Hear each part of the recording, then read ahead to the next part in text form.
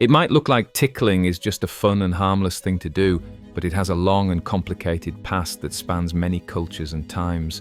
For hundreds of years, people have been interested in tickles and how they can make people feel bad and unable to move. In some countries, tickles have even been used as a form of punishment. Tickle has been used as a form of torture by powerful groups like the Han Dynasty and the Nazis to question, abuse, shame, or control their victims. In the Roman Empire, teasing was also used as a form of punishment. Sometimes goats were used to lick salt off of prisoners' feet to make their pain even worse. And for those who experienced it, tickle torture was no laughing matter. Tickling's relationship with pleasure and pain. The anguish of being tickled is something that can be understood by anybody, but especially by those who were raised with siblings. The behavior, which consists of a person constantly scratching or poking at the sensitive areas of another individual, causes a response that typically manifests itself as uncontrollable laughter and wriggling. In the ancient ages, Aristotle proposed that ticklishness was a characteristic that was exclusive to humans. He asserted that this was due to the fact that our skin was sensitive and that we had a supposedly unique ability to laugh. Nevertheless, further trials with animals such as chimpanzees, rats, and even trout would prove that this idea is not grounded in reality. The effectiveness of tickle torture in rendering a person immobile and unpleasant would continue to interest people for decades to come, regardless of whether or not ticklishness is a feature that is exclusive to humans. A fascinating case study into the nature of pleasure and pain was provided to philosophers during the early modern period by the practice of tickling.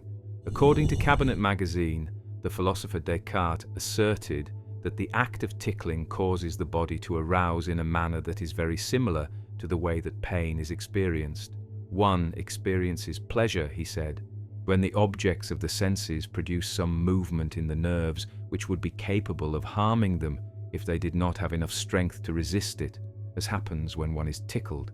He further explained this curious relationship between pleasure and pain in his letter to Vettius. We naturally take pleasure in feeling ourselves aroused to all sorts of passions, even to sadness and hatred, when these passions are caused merely by the strange happenings we see presented on the stage, or by other such things which, being incapable of harming us in any way, seem to affect our soul by titillating it.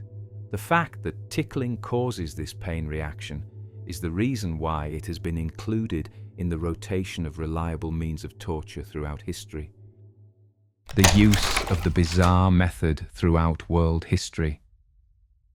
There are numerous regions of the world where the practice of tickling as a form of punishment and torture has its origins. It was said that the Chinese utilized tickle torture during the Han period since it had a short recovery time and did not leave any permanent marks on the sufferer. Shike, a system of innovative and severe private punishments employed against an offender, included a form of tickle torture known as kusugurizeme, which literally translates to merciless tickling. This form of tickle torture was in use in Japan. It is reported that tickle torture can induce asphyxiation, aneurysms, and other stress-related injuries in extreme circumstances. Numerous tormentors preferred tickling torture because it rarely caused permanent harm. However, in extreme cases, it can cause these injuries. The Romans employed a particularly cruel kind of tickle torture that involved goats as a means of capital punishment for criminals. The perpetrators of the victim's abuse would submerge his feet in salt water and then tie him up. The offender would then be immobilized, and a goat would lick the victim's feet, causing the victim to remain in a state of physical agitation and finally causing him to experience pain as its rough tongue wore through his skin. This strange type of punishment was described by Joost Meerloo, a Dutch scientist, in his book The Biology of Laughter, which was published in 1966. The soles of a victim's feet were covered with a salt solution so that a goat, attracted by the salt, would lick it off with his rough tongue and continually tickle the skin. By so doing, the salty skin was gradually rasped away. Then, the wounded skin would again be covered with the biting salt solution ad infinitum till the victim died from the torture. A lot of reports of domestic violence that were written during the Victorian era included tickle torture as one of the incidents. The narrative of a woman and her husband, Michael Puckridge, was the subject of an article that was published in the Illustrated Police News in the year 1869. After tying his wife to a plank and telling her that he had found a cure for her varicose veins, Puckridge proceeded to tickle her feet until she allegedly went insane. He then proceeded to tell her that he had discovered a cure for him. Piero the Clown, a well-known pantomime character, was the subject of yet another well-known story that took place between spouses too. The fictional 19th century play titled Pierrot, Assassin de sa femme by Paul Marguerite describes Piero tickling his wife, Columbine, to death. Marguerite was reportedly inspired by a couplet by writer Théophile Gautier, the tale of a husband who tickled his wife and thus made her laughingly give up her life. The contents of these reports continue to be of use to historians and scholars, despite the fact that many of them are completely fictitious or difficult to validate. The question is why tickle torture became such a recurrent motif in art and culture. In what ways does it shed light on the human psyche, or possibly even on the sexuality of humans?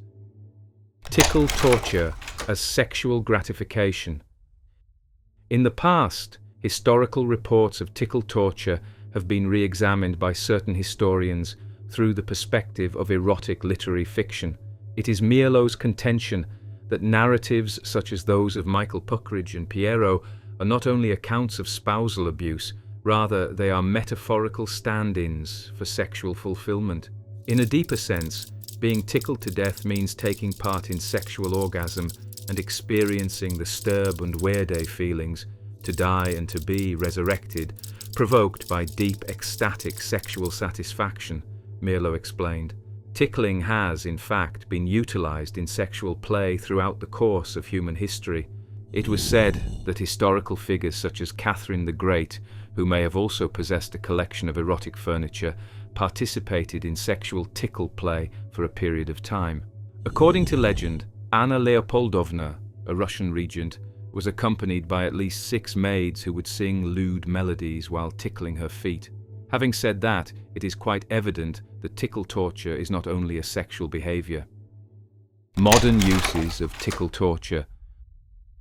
Unfortunately, there is evidence that political entities have employed tickle torture to humiliate and punish prisoners as recently as the 20th century. Other forms of torture have also been utilized. In the course of World War II, a prisoner by the name of Josef Kohout asserted that he had witnessed Nazis tickling another prisoner as a deliberate form of torture.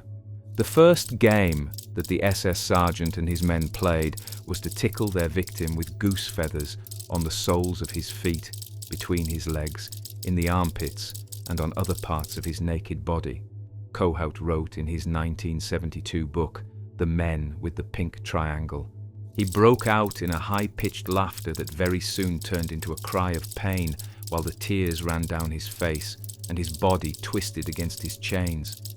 After this tickling torture, they let the lad hang there for a little while a flood of tears ran down his cheeks and he cried and sobbed uncontrollably. To this day, the most common application of tickle torture is in the context of the domestic realm, typically between siblings. Despite this, it is still possible for it to be considered a form of abuse. Tickle torture in childhood was shown to induce significant physiological responses, including vomiting, asphyxiation, and even urine, according to a poll of 150 adults that was conducted for the purpose of a study that was published by family violence scholar Vernon Weihe in his book titled Sibling Abuse, Hidden Physical, Emotional, and Sexual Trauma. There is a possibility that the person being tickled is laughing through the discomfort in each of these scenarios. However, as we have seen, there is absolutely no humor in the act of tickling torture.